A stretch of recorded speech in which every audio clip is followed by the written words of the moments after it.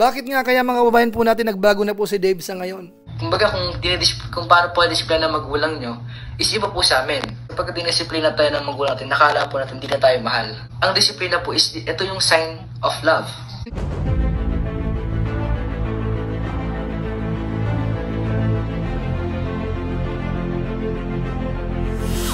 Ayun, shoutout guys, muli po, welcome to my YouTube channel. Ito po si Kuya July, ang inyong katugang, ang inyong kalingap, na muling babati po sa inyo ng magandang araw, magandang gabi, saang sulok man po tayo ng mundo naroon. At sa araw na ito, meron po tayong panibagong vlog. Pag-uusapan po natin, ito po ay patungkol naman po kay Dave, mga kabayan po natin, na kung saan yung mga nakapaligid po kay Dave ay parang ginagawa po na malaking issue po yung mga bagay-bagay. Pero sa pagkakataon pong ito, meron akong ipapakita sa inyo kung anong klaseng tao si Dave po noon, nung nasa pangangalaga pa po ni Tekram. Tingnan po natin, bakit nga ba biglang nagbago si Dave? Sino nga ba ang dahilan? Na-impluensyahan ho ba siya ng mga nakapaligid sa kanya? Mamaya po iisa-isahin po natin. Pero bago po yun, konting paalala muna si Kuya July. Baka sakaling meron po ditong hindi nakasubscribe sa ating YouTube channel, huwag natin kalimutan, July Paunil. Tapos pakipindot lang po yung notification bell button para lagi po tayong updated sa aking mga video upload. Tapos meron po tayong Facebook page, July Paunil 2.0. Pwede natin yung supportahan po yun. Pwedeng i-follow at saka po pwede pong i-like. So maraming salamat po. At kung okay lang po sa inyo, supportahan din po natin sina Kuya Bal Santos Matubang, Kalingap Rab, sina Tekram, yung kanilang mga grupo, at saka mga Lingap partners din po. So maraming salamat po sa inyong lahat. Ngayon tuloy na po tayo. Pag-usapan na po natin, ito pong patungkol po kay Dave at saka po kay Tekram, sabihin natin. Kasi nga po parang nagkakaroon po ng issue na kung saan habang tumatagal ho, parang lumalala ng lumalala. Nasabi ko nga po kahapon sa ating live stream, parang yung mga problema ho ay pwede naman pong isolve. Kumbaga ho, meron lang po nagpapalala ng sitwasyon. Kamukha halimbawa, patungkol po sa pera. Yung pera ho ay hindi naman sinasabi na hindi na po ibibigay kay Dave, mga kabayan po natin. Kung yun man po ay transfer sa account ni Tekram, ganun pa rin po yun, kahit doon sa kabilang account or kay Tekram.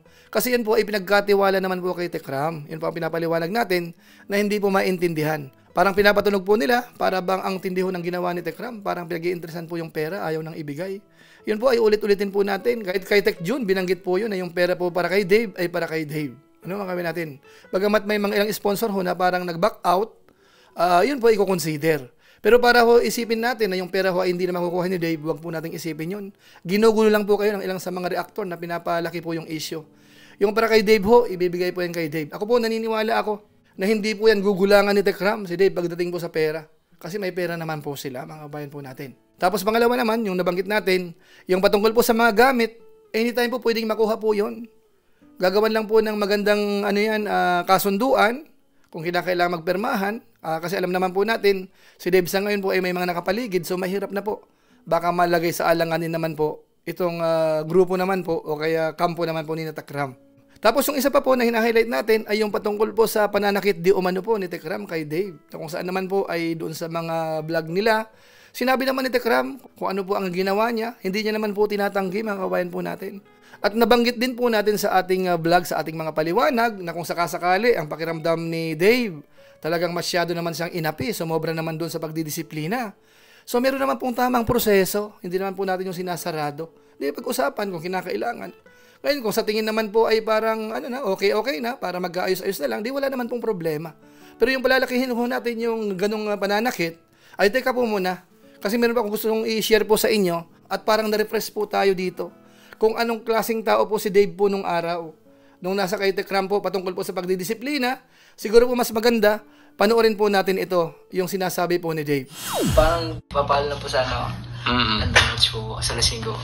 841 na. Hindi, gusto ko lang po i-clarify yung sinabi po ni tatay. Ano yung sabi mo kayo na tayo? Yung sa may about sa pagpapalaki. May ano pa, mag-open yata si Kuya. Di ba, kumbaga, siguro po, di ba, kumbaga, magkaiba naman po tayo ng mga magulang. Example po sa inyo, na lahat po tayo magkakaiba po ng magulang. Iba po yung pagdidisiplina sa inyo, sa pagdidisiplina sa amin. Kumbaga, again, wala naman pong dinidisiplinang masaya, wala pong dinidisiplinang natutuwa.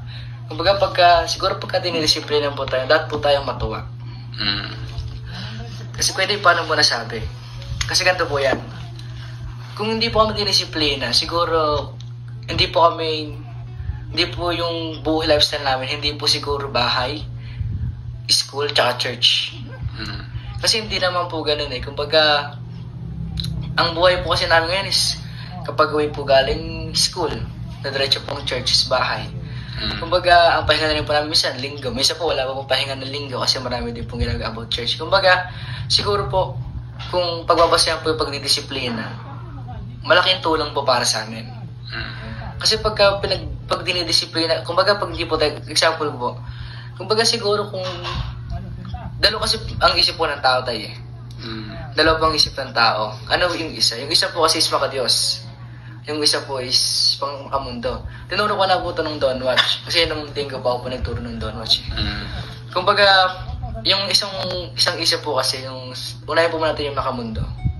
Yung makamundong isip po kasi kapag dinisiplina tayo ng magulang natin, nakala po natin hindi na tayo mahal. Akala po kasi natin hindi na tayo parang binibigyan ng oras or time.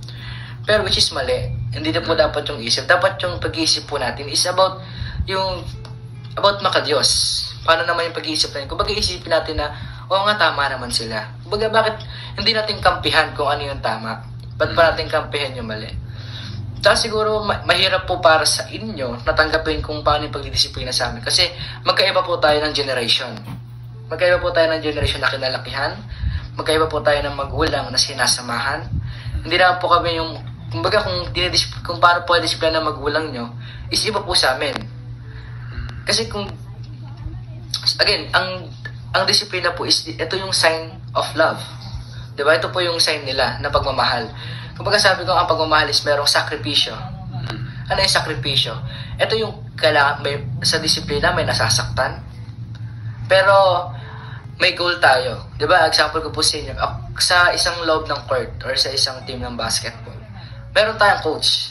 Sa patis natin po yung coach. So yan po mga kababayan po natin, ang liwaliwanag. Dito po hahangaan po natin si Dave.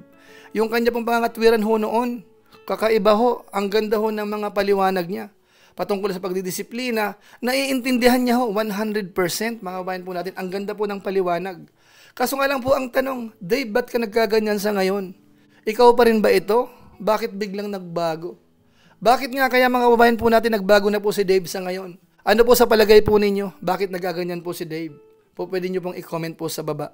Pero sa analysis ko po, sa pag-aaral po natin ng sitwasyon, bakit si Dave ay ang laki ng ipinagbago? 100% po, malaking impluensya po yung mga nakapaligid po sa kanya.